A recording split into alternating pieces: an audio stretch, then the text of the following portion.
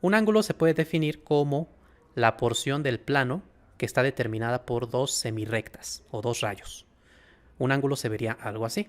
Aquí tenemos dos semirrectas que están unidas por un vértice. Voy a dibujar por aquí el vértice. Aquí está. Estas dos semirrectas en realidad se extienden infinitamente. No es que nada más tengan esta medida que aparece aquí. Se extienden infinitamente. Y entonces al extenderse infinitamente vemos que dividen al plano en dos regiones. Una que se encuentra aquí afuera y otra que se encuentra aquí adentro. Un ángulo se define como toda esta porción de adentro de ese ángulo. Esta definición puede resultarnos un poquillo confusa porque lo normal es que nosotros manejemos ángulos hablando de su medida y no de la región como tal. Entonces hay que distinguir entre la medida de un ángulo y entre lo que es en realidad un ángulo. Un ángulo es una porción del plano, es toda esta parte de aquí. Esa definición sirve más en geometría cuando se hacen demostraciones y dice uno cosas como sea un punto dentro del ángulo tal, pues se refiere a un punto adentro de esta región. Pero en trigonometría no nos vamos a referir tanto a un ángulo como la porción del plano, sino que lo que nos interesa es la medida de ese ángulo. Entonces tenemos que entender cómo es que se mide un ángulo. Un ángulo se mide a partir de la porción de una circunferencia. Estrictamente hablando, nosotros dibujaríamos una circunferencia con centro en el vértice, que está aquí, una circunferencia, y la porción de esa circunferencia que se encuentra entre estos dos segmentos es a la que llamamos medida del ángulo. Pero para entender cuánto mide un ángulo necesitamos saber cuánto mide la circunferencia completa, porque el ángulo siempre es una fracción de esa circunferencia completa. Entonces, existen varias maneras de asignarle a la circunferencia un valor. La más usual, que es por tradición, es asignarle el valor 360 grados. Esto es por tradición, por herencia de los babilonios, que eran los que utilizaban este valor para la circunferencia completa.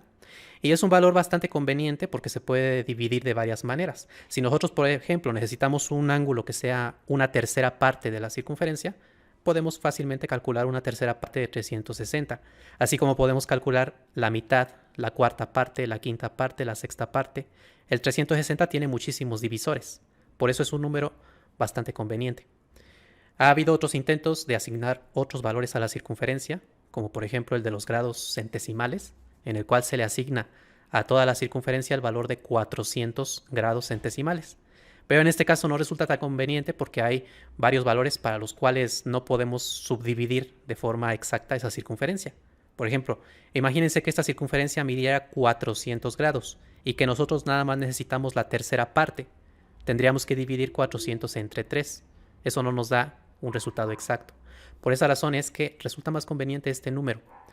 Pero aquí también hay un problema con este número, y es que este número es un número arbitrario en realidad, si lo piensan. No hay ningún motivo en especial para asignarle el 360. Igual como le asignamos este número, podríamos asignarle cualquier otro. Entonces lo que se hace en matemáticas ya más avanzadas es asignar un valor que sí tenga un fundamento matemático. En este caso sería la circunferencia como tal, la medida de la longitud de esta circunferencia. Suponiendo que la circunferencia tuviera radio 1, uno puede demostrar que la longitud de esta circunferencia es 2pi. Y entonces se le asigna a la circunferencia completa el valor de 2pi radianes. Ese es el, digamos, valor matemático, el que sí tiene fundamento para los ángulos. Y por eso es que es tan importante también entender los radianes, que no nada más nos quedamos con los grados.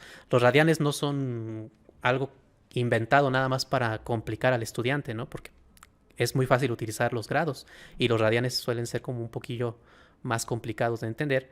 Pero este es el motivo. El motivo es que esto sí tiene un fundamento matemático, no es un valor arbitrario. El fundamento es que la longitud de esta circunferencia es de 2pi.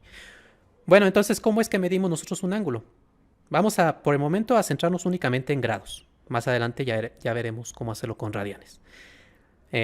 Lo que nos fijamos nosotros es esta porción que está aquí, ¿qué fracción de la circunferencia total es?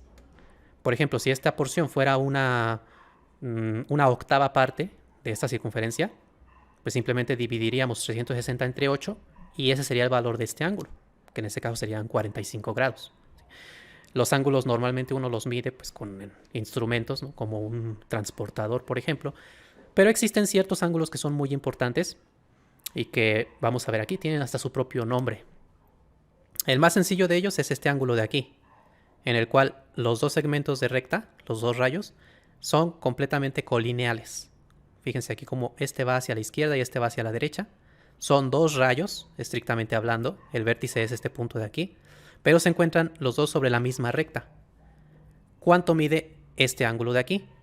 Bueno, pues por lo que acabo de mencionar, tendríamos que dibujar una circunferencia con centro en el vértice y quedarnos con la porción determinada por estas dos rectas. Es la mitad de una circunferencia. Si la circunferencia total son 360, pues la mitad son 180. Entonces un ángulo así en horizontal, o bueno, para dos rectas colineales, no necesariamente horizontal, sino colineales, el ángulo es 180 y a este ángulo se le llama ángulo llano. Otro ángulo importante es la mitad de un ángulo llano, que se vería algo así.